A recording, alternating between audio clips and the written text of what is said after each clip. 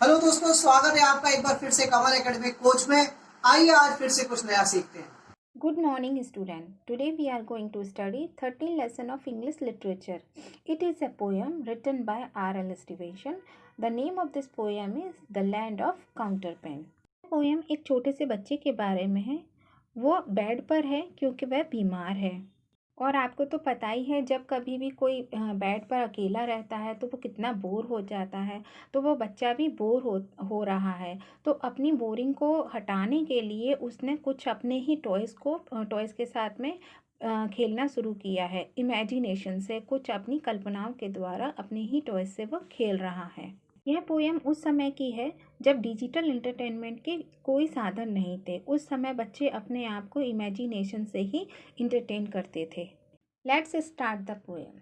When I was sick and lay abed, I had two pillows at my head, and all my toys beside me lay to keep me happy all the day.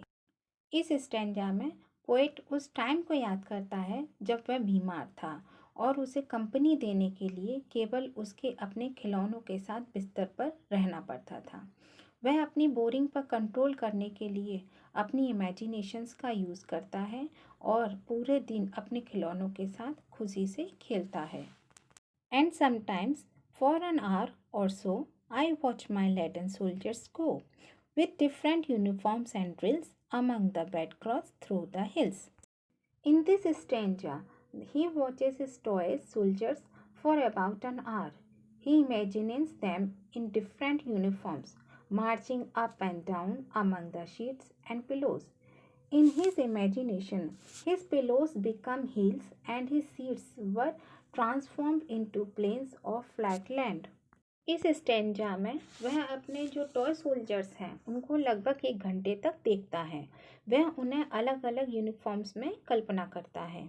चादर या जो bedsheet है और जो तकिया है, उन दोनों के बीच में ऊपर नीचे होता है। उसकी कल्पना में उसकी जो तकिया है वो पहाड़ी बन गई है और उसकी जो चादर है वो मैदान या समतल भूमि में बदल गई है। And sometimes sent my ships in fleets all up and down among the sheets, or brought my trees and houses out, and planted cities all about. In this stanza, he imagines his bed to be a sea and the folds of his sheets the waves. He sets up his ships in fleets and imagines them to go up and down the waves.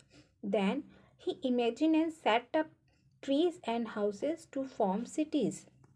इस stanza में वह अपने bed को समुद्र और अपनी जो चादर के तह हैं उन्हें लहरों की कल्पना करता है। वह अपने जहाज़ों को फ्लीट्स में सेटअप करता है। फिर वह शहरों को बनाने के लिए पेड़ों और घरों की स्थापना की कल्पना करता है।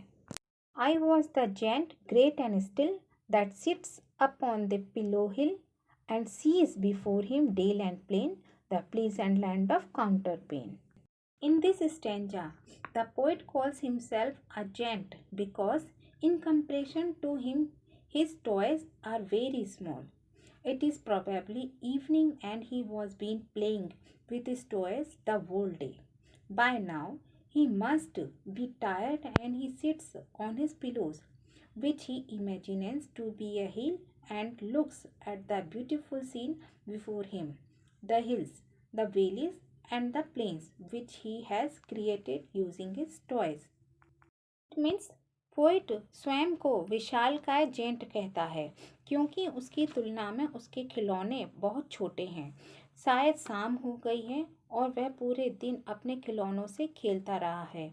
अब तक वह थक गया होगा और वह अपने तकिए पर बैठता है, जिसे वह एक पहाड़ी होने की कल्पना करता है और उसके सामने ब्यूटीफुल सीन देखता है, पहाड़ियों, घाटियों और मैदानों को जो उसने अपने खिलौनों का यूज़ करके बनाया है। So student, I hope you will enjoy this poem. Thank you. Have a nice day.